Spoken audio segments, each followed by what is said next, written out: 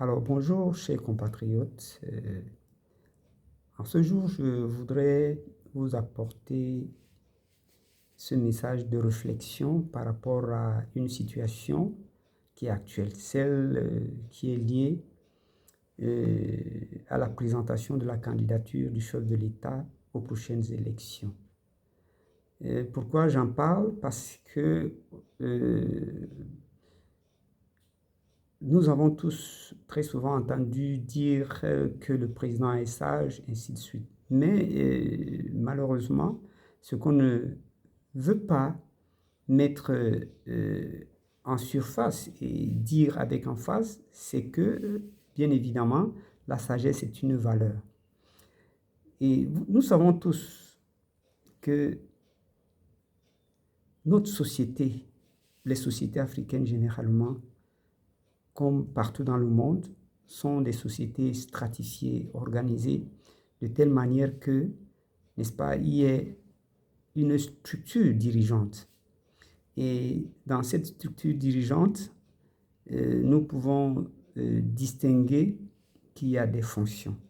Mais à côté de cette structure dirigeante, il y a également la dimension biologique de la stratification. C'est ainsi que nous pouvons avoir, n'est-ce pas, des personnes qui, en raison de l'héritage d'une fonction, même lorsqu'ils sont nos cadets, sont considérés socialement comme nos aînés.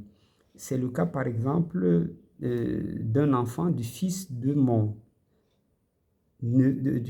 frère ou bien même du fils de mon neveu qui accède à une position de responsabilité dans la communauté. Même s'il avait 20, 30, 40 ans de moins que moi, il deviendrait mon aîné social. Et c'est ça ce que communiquent, n'est-ce pas, les règles, la sagesse de notre communauté. Mais en même temps, le deuxième aspect de cette sagesse aussi voudrait qu'on reconnaisse ceux qui biologiquement sont nos aînés. C'est pour cela que nous avons une stratification qui se décline en termes de génération. Et c'est pour cela d'ailleurs que nous entendons les gens dire nous ne sommes pas de la même génération, vous êtes la jeune génération, la vieille génération, ainsi de suite, pour essayer soit de discriminer, soit d'expliquer un certain nombre de choses. Et en cela, nous pensons que même lorsque nous regardons à ce qui se passe dans le milieu du travail, il se trouve que, n'est-ce pas, il y a des générations. Ces générations peuvent être des générations qui sont classées en fonction soit du moment d'entrée à la fonction publique, soit en fonction des diplômes. Alors, il se trouve donc malheureusement que, en ce qui concerne les fonctions que nous pouvons avoir,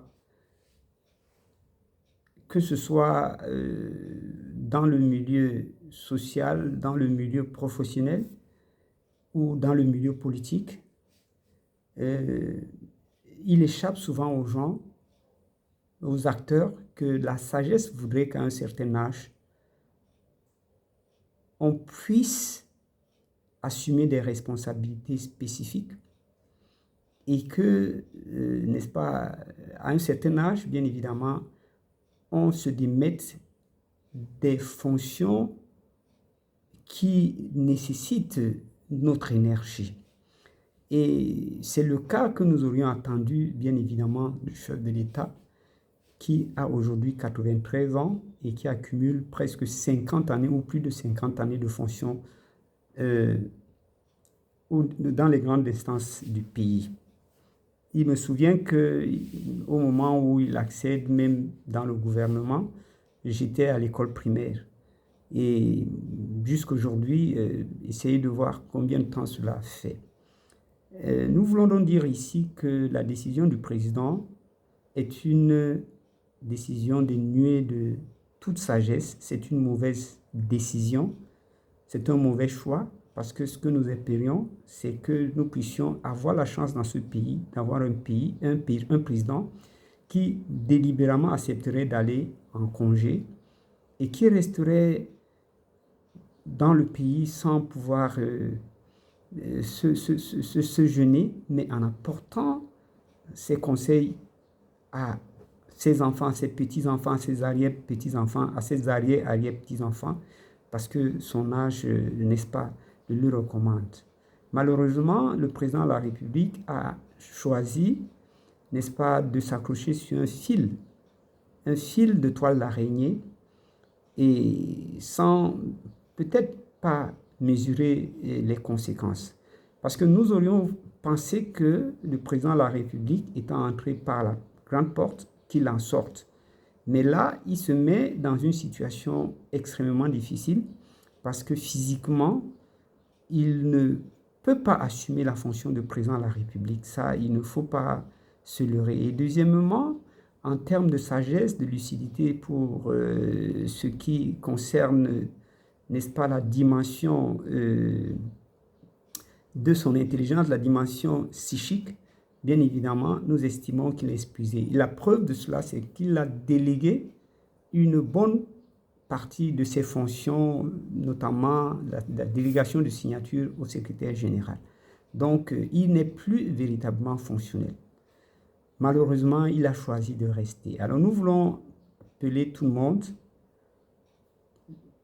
à prendre note de cela comme étant un défi que le président de la République lance à la jeunesse camerounaise. Un défi pour lui dire aujourd'hui, je vous laisse l'opportunité de faire un choix qui m'amènera en congé, qui m'amènera au village. Et c'est ce choix que les jeunes doivent aujourd'hui prendre et exécuter et ne pas s'intéresser à tout le brouhaha qui se fait par-ci et par-là. Bien évidemment, nous avons peur parce que cette année, pour quelqu'un de 97 ans, ce n'est pas possible. Nous considérons que c'est un marque de sagesse de sa part d'avoir choisi d'être cela. Pourquoi? Parce que là, on a l'impression qu'il a promis un héritage qu'il considère lui-même ne pas exister. Car si vous avez un héritage à passer à une génération, vous le passez pendant que vous êtes vivant.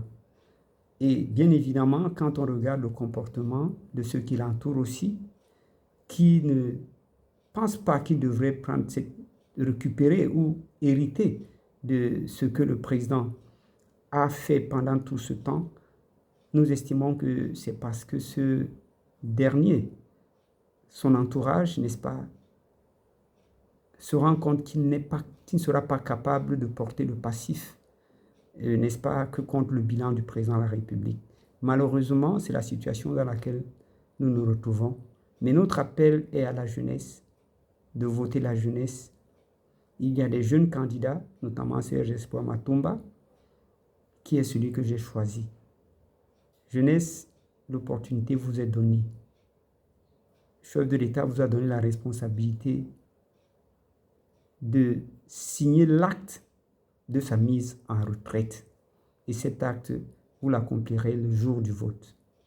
Du courage à vous, saisissez l'opportunité, car c'est la jeunesse qui est le fer de lance de la nation.